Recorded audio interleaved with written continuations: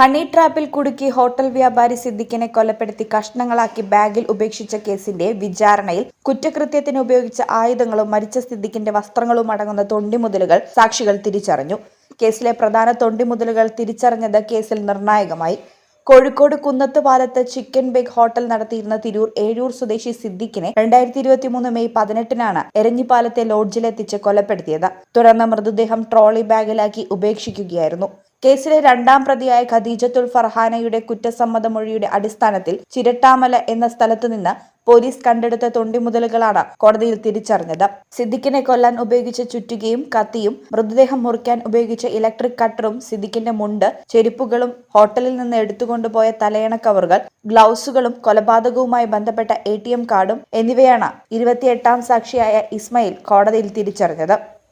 ഒന്നാം പ്രതി മുഹമ്മദ് സിബിലി എന്ന ഷിബിലി കാണിച്ചു കൊടുത്തതനുസരിച്ച് പാലക്കാട് ജില്ലയിലെ നെടുമ്പ്രയിൽ നിന്ന് പോലീസ് കണ്ടെടുത്ത തൊണ്ടിമുതലുകൾ 32-ാം സാക്ഷി സുരേഷ് തിരിച്ചറിയുകയായിരുന്നു. കൃത്യത്തിനായി ഉപയോഗിച്ച കാർ, തൊട്ടടുത്ത കിണറിൽ ഉപേക്ഷിച്ച സിദ്ദിഖിന്റെ ചെക്ക് ബുക്ക്, ATM കാർഡ് സാക്ഷി സുരേഷ്, പോലീസിന് സ്ഥലം കാണിച്ചു കൊടുത്ത പ്രതി മുഹമ്മദ് സിബിലിയെയും കോടതിയിൽ തിരിച്ചറിഞ്ഞു. വല്ലപ്പുഴ സ്വദേശികളായ മുഹമ്മദ് സിബിലി, ഖദീജത്തുൽ ഫർഹാന, മുഹമ്മദ് ആഷിഖ് എന്ന സിക്കു എന്നിവരാണ് കേസിലെ പ്രതികൾ. സിദ്ദിഖിനെ കൊലപ്പെടുത്തിയ ശേഷം പ്രതികൾ അദ്ദേഹത്തിന്റെ ATM ഉപയോഗിച്ച് പണം തട്ടിയെന്നും കേസിൽ ആരോപണമുണ്ട്. ഇടനെഞ്ചിലെ സ്വപ്നം മികച്ച ജോലിയാണെങ്കിൽ ഇനി ചിറകു വിരിച്ചു പറക്കാം. Empire college of science. Empire College of Science, Moondal, Kuttipuram, Malappuram.